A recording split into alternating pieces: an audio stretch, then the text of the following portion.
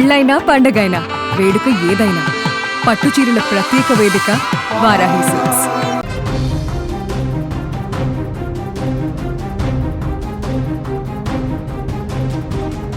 తెలంగాణలోని అన్నదాతలకు రేవంత్ ప్రభుత్వము తీపి కబురు అందించింది. యాసంగి సీజన్కు సంబంధించి ఎంతో కాలంగా ఎదురుచూస్తున్న రైతు భరోసా రెండో విడత నిధులను విడుదల చేసేందుకు సర్కార్ సర్వం సిద్ధం చేసింది. జయశంకర్ భూపాలపల్లి జిల్లాలోని కాటారంలో నేడు భారీ బహిరంగ సభ జరగనుంది. ఈ సభ వేదికగా ముఖ్యమంత్రి రేవంత్ రెడ్డి రైతు భరోసా రెండో విడత నిధులను బటన్ నొక్కి నేరుగా రైతుల ఖాతాలలో జమ చేయనున్నారు. ఈ విడతలో దాదాపు 45,11,947 మంది రైతులకు లబ్ధి చేకూరనుంది. ఇందుకోసం ప్రభుత్వం ఏకంగా 5,653 కోట్లను వెచ్చించడం గమనార్హం. ఇప్పటికే మొదటి విడత కింద సిద్దిపేట జిల్లా నర్మెటలో 3,590 కోట్లను రేవంత్ విడుదల చేసిన సంగతి తెలిసిందే.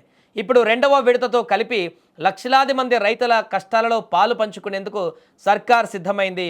అర్హులైన ప్రతి రైతుకు ఎకరానికి 6,000 రూపాయల చొప్పున ఈ పెట్టుబడి సాయం అందుతుంది.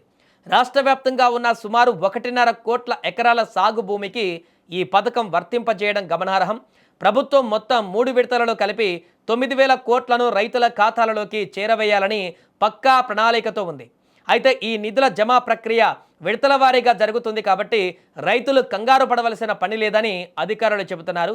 ఒకవేళ ఏప్రిల్ 25వ తేదీలోపు మీ మొబైల్ ఫోన్కు గనక నగదు జమ అయినట్లు సందేశం రాకపోతే వెంటనే స్థానిక మండల వ్యవసాయ అధికారులను సంప్రదించాలని, అక్కడ మీ వివరాలు సరిచూసుకోవడం లేదా మీ బ్యాంక్ శాఖకు వెళ్ళి ఆరా తీయడం ద్వారా సమస్యను పరిష్కరించుకోవచ్చని తెలిపింది. రెండో విడత ప్రక్రియ ముగియగానే మూడో విడత నిధులను కూడా విడుదల చేసేందుకు రేవంత్ ప్రభుత్వం ఇప్పుడు కసరత్తు చేస్తుందట.